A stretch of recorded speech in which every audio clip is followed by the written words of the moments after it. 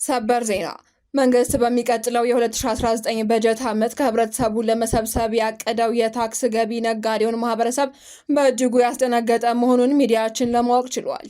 ይህ የታክስ ገቢ በ2018 በጀት ዓመት ይሰበሰባል ተብሎ ከተገመተው ጠቅላላ ገቢ አንጻር የ17.4 በመቶ እድገት አለው ተብሏል። መንግስት የጀመረው የተጋነነ የግብር አሰባሰብ ሂደት ከፍተኛ የኑሮ ውድነትና ኢኮኖሚያዊ ቀውስ ያስከትላል የሚል ስጋትም ደቅኗል። አብራችን ቆዩ። በቀዳሚነት ወደ እናንተ የምናደርሳችሁ ይሆናል። ምርጫው አምባገነናዊነትን ህጋዊ ለማድረግ የተወጠነ የፖለቲካ ድራማ ነው የሚል ጠንካራ ክስ ቀረበበት። በቅርቡ የተከናወነው 7ኛው ጠቅላላ ሀገራዊ ምርጫ በማግለል በማስገደድና መዋቅራዊ በሆነ የምርጫ ስርቆት የተበከለ በመሆኑ ሂደቱ ሙሉ በሙሉ ትርጉም አልባ ሆኗል የሚል ትችት ቀርቦበታል። ተጨማሪ ያለን የኢትዮጵያ የውጭ ጉዳይ ሚኒስቴር በማህበራዊ ሚዲያ የታጀበ ሐሰተኛ መረጃን የሚያሰራጩ ህገወጥ የሰው አዘዋዋሪዎችና ተባባሪዎቻቸውን በጥብቅ አስጠነቀቀ።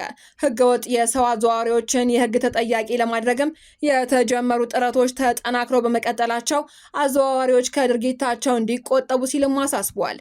ዝርዝር አለን። ከውጭ በተሰማ ሰበር መረጃ ኢራን የሆርሙዝን ወሽመጥ ዳግም ሙሉ በሙሉ መዝጋቷን ተከትሎ የነዳጅ ዋጋ መጨመሩ ተገለጸ። የኢራን ጦር የሆርሙዝን ስትሬት ሙሉ በሙሉ መዝጋቱንና 2 መርከቦችን መምታቱንም አስታውቋል። ይህ ወታደራዊ ግጭት ባለፈው ሚያዝያ ወር ላይ በሁለቱ ወገኖች መካከል ተደርሶ የነበረውን ደካማ የተኩስ አቁም ስምምነት ሙሉ በሙሉ አፍርሶታል ተብሏል። መረጃዎቹን ይዘናል።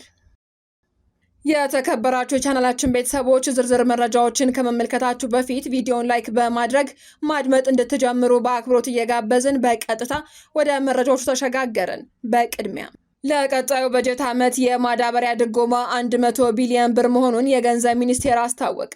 የገንዘብ ሚኒስቴር 2019 ዓመተ ምህረት የማዳበሪያ ድጎማ እንዲውል የታሰበው በጀት 100 ቢሊዮን ብር አድርጎ ለሕዝብ እንደራሴዎች ምክር ቤት አቅርቧል። ሚኒስቴሩ ለ2019 በጀት ዓመት 2.3 ትሪሊዮን ብር በላይ ድጎማ ረቂቁን ያቀረበ ሲሆን በበጀት ዓመቱ የፌዴራል መንግስቱ ከሀገር ውስጥ ገቢ ምንጮችና ከውጭ ሀገር እርዳታ 1.8 ትሪሊዮን ብር ገቢ ለመሰብሰብ እቅድ መያዙንም አስታውቋል። የገንዘብ ሚኒስትሩ አቶ አህመድ ሺዴ በዛሬው ዕለት በቀጣዩ ሐምሌ ወር ላይ የሚጀመረውን የበጀት ዓመት ዝርዝርና መጠን የህዝብ ተወካዮች ምክር ቤት ባካሄደው 5ኛ ዓመት የስራ ዘመን 25ኛ መደበኛ ስብሰባ ላይ ቀርበው አብራርተዋል። ከማዳበሪያ በተጨማሪ ለነዳጅ ድጎማ እንዲውል የታሰበው በጀት 20 ቢሊዮን ብር እንደሆነ የገለጹት ሚኒስትሩ የኢትዮጵያ ነዳጅ አቅራቢ ድርጅት ካፒታልን ለማሳደግ 116.4 ቢሊዮን ብር ከመንግስት ግምጃ ቤት የተመደበ መሆኑን ለፓርላማ አስረድተዋል። ከዚህ በተጨማሪም ለልማታዊ ሴፍትነት ፕሮግራም ማስፋፊያ የሚያስፈልገው በጀት ከግምት ውስጥ በማስገባት የካፒታል ወጪዎችን በዋናነት የነባር ፕሮጀክቶችን ለማስፈጸም የሚያስፈልገውን ወጪ እንዲያካትት መደረጉም ተገልጿል። የክልሎች የበጀት ድጋፍን በተመለከተ በ2018 የተደረገውን የክልል ሰራተኞችና ተሿሚዎች የደሞዝ ጭማሪ ማስተካከያ ዓመታዊ ወጪ በ2018 ከጸደቀው የክልሎች የጥቅል በጀት ድጋፍ ጋር በመደመር ለ2019 በጀት ዓመት እስከ 5 በመቶ ጭማሪ እንዲኖረውም ተደርጓል ብለዋል። በዚህም መሰረት የፌዴራል መንግስቱ ከሀገር ውስጥ ገቢ ምንጮችና ከውጭ ሀገር እርዳታ 1.8 ትሪሊዮን ብር ገቢ ለመሰብሰብ ማቀዱንም ተናግረዋል። ኦፌኮ ምርጫው አምባገነናዊነትን ህጋዊ ለማድረግ የተወጠነ የፖለቲካ ድራማ ነው ሲል ከሰሰ።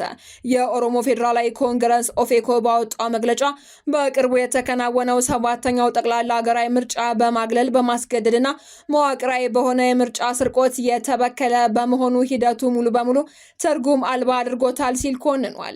ፓርቲው ምርጫው አምባገነናዊነትን ህጋዊ ለማድረግ የተወጠነ የፖለቲካ ድራማ ነው ሲል የወቀሰ ሲሆን በሀገሪቱ ባለው አውዳሚ ጦርነት ምክንያት ሂደቱ ወታደራዊ ጥበቃ ባለባቸው ጥቂት ከተሞች ብቻ መደረጉንና ትግራይ ክልል ሙሉ በሙሉ አለመሳተፉን በመጥቀስ አስገንዝቧል። ኦፌኮ በኦሮሚያና አማራ ክልሎች እየተካሄደ ያለው አውዳሚ ጦርነት በሰፊ የገጠርና የከተማ ዳርቻዎች ተአማኒነት ያለው ምርጫ ማካሄድ ፈጽሞ የማይቻል እንዲሆን አድርጎታል ያለ ሲሆን ምርጫው በከፍተኛ ወታደራዊ ጥበቃ ስር ባሉ ዋና ዋና ከተሞች ብቻ ተደርጓል ብሏል።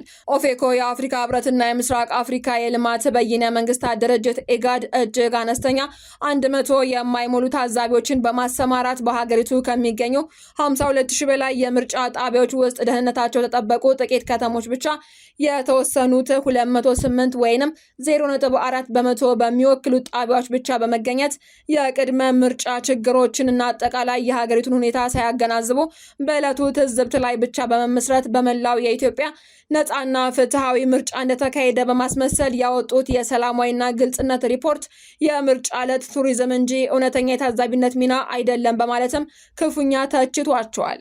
በተመሳሳይ የአውሮፓ ህብረት በመሬት ላይ ያለውን አፈና ችላ በማለት በርቀት የሰጠውን በጎ አስተያየት የዲፕሎማሲ ማባበያ ሲል አጣጥሎታል። ኦፌኮ የሀገሪቱ ጥልቅ ፖለቲካዊና ኢኮኖሚያዊ ስብራት በዚህ ምርጫ ሊጠገን እንደማይችል ጠቅሶ ሀገሪቱ ከመበታተን ለማዳን በአሁኑ ወቅት ከመንግስት ጋር በጦርነት ላይ ያለው ታጣቂ ኃይሎችና ሁሉም የፖለቲካ ኃይሎችን ያካተተ በድርድር ላይ የተመሰረተ አዲስ የፖለቲካ ስምምነት ፍኖተ ካርታ በአስቸኳይ እንዲቀረጽ ጠይቋል። በማጠቃለያው መንግስት ወታደራዊ ኃይልና ማግለልን ትቶ ሁሉን አቀፍ ውይይት እንዲጀምር የኢትዮጵያ ህዝቦች ራስን በራስ ማስተዳደርና ለእውነተኛ ህብረ ብሔራዊ ፌዴራሊዝም በሰላማዊ ትግል እንዲጸኑ እንዲሁም ዓለም አቀፉ ማህበረሰብ በመንግስት ላይ ትርጉም ያለው ጫና እንዲያሳድር ፓርቲው 3 መሰረታዊ አስቸኳይ ጥሪዎችን አስተላልፈዋል። በሳውዲ አረቢያ በእስር ላይ የነበሩ 1655 ኢትዮጵያውያን ምህረት ተደርጎላቸዋል ሲል የውጭ ጉዳይ ሚኒስቴር አስታወቀ። በሳውዲ አረቢያ ለእስር ተዳርገው የነበሩ 1655 ኢትዮጵያውያን የፍርድ ሂደታቸው ተቋርጦ የምህረት አዋጅ እንዲሰጣቸው መደረጉንም ሚኒስቴሩ አስታውቋል። የውጭ ጉዳይ ሚኒስቴር ሪያድ የሚገኘው የኢፌዴሪ ሚስዮን እና ጅዳ የሚገኘው ቆንጽላ ጽህፈት ቤት በማስተባበር ባደረገው የዲፕሎማሲያዊ ጥረት በሳውዲ አረቢያ ለእስር ተዳርገው የነበሩ 1655 ዜጎችን የፍርድ ሂደታቸው ተቋርጦ የምህረት አዋጅ እንዲሰጣቸው ተደርጓል ብሏል። ይህ ውጤትም መንግስት በውጭ ግንኙነት ለዜጋ ተኮር ዲፕሎማሲ የሰጠውን ትኩረት የሚያሳይ ነው ተብሏል። ከዜጋ ተኮር ዲፕሎማሲ አኳያ በሳውዲ አረቢያ ቀሪ የዲፕሎማሲ ጥረት የሚሹ ጉዳዮችን በተመለከተም ክትትል እያተደረገ ነው ተብሏል። በዚሁ አጋጣሚ መንግስት ህብረተሰቡ ከህገወጥ የሰው አዘዋዋሪዎች በማህበራዊ ሚዲያ የታጀበ ሐሰተኛ ማታለያ ድርጊት የውጭ አገር ጉዞ ራሱን እንዲጠብቅ እያሳሰበ ህገወጥ የሰው አዘዋዋሪዎችን በህግ ተጠያቂ ለማድረግ የተጀመሩ ጥረቶች ተጠናክረው ይቀጥላሉ ሲል በማህበራዊ ሚዲያ ገጹ ላይ አጋርቷል። ከውጭ በተሰማ ሰበር መረጃ ኢራን የሆርሙዝ ወሽመጥን ሙሉ ለሙሉ መዝጋቷን አስታወቀች።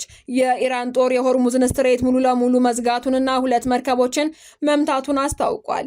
የኢራን ከፍተኛ የጋራ ወታደራዊ እዝ የነዳጅ ጫኝና የንግድ መርከቦችን ጨምሮ የሆርሙዝ የባህር ወሽመጥ ሙሉ በሙሉ መዘጋቱን ሐሙስ ዕለት ይፋ አድርጓል።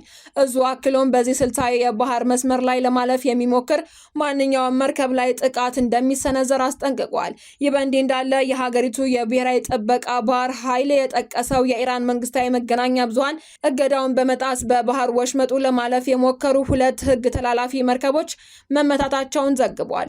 የአሜሪካ ማዕከላዊ ሴንትኮም በበኩሉ የኢራንን መግለጫ ያስተባበለ ሲሆን የሆርሙዝ የባህር ወሽመጥ አሁንም ክፍት መሆኑንና መርከቦች እየተንቀሳቀሱበት እንደሚገኙ ገልጿል። እንደ አዲስ የተከሰተው ይህ ወታደራዊ ግጭት ባለፈው ሚያዝያ ወር ላይ በሁለቱ ወገኖች መካከል ተደርሶ የነበረውን ደካማ የተኩስ አቁም ስምምነት ሙሉ በሙሉ ያፈረሰ ሲሆን የመካከለኛው ምስራቅ ቀጠና በሙሉ ወደ ከፋ የጦርነት ቀውስ ሊከት እንደሚችል ዓለም አቀፍ ተንታኞች ስጋታቸውን እየገለጹ ይገኛሉ። ሁለቱም ሀገራት ስምምነት ላይ ለመድረስ በተቃረቡበት ወቅት ኢራን በእስራኤል ላይ ጥቃት መፈጸሟ ሌላ ቀጠናዊና ዓለም አቀፋዊ ስጋት ደቅኗል ተብሏል። ዜናዎቻችን አበቃን። በሰላም ቆዩን።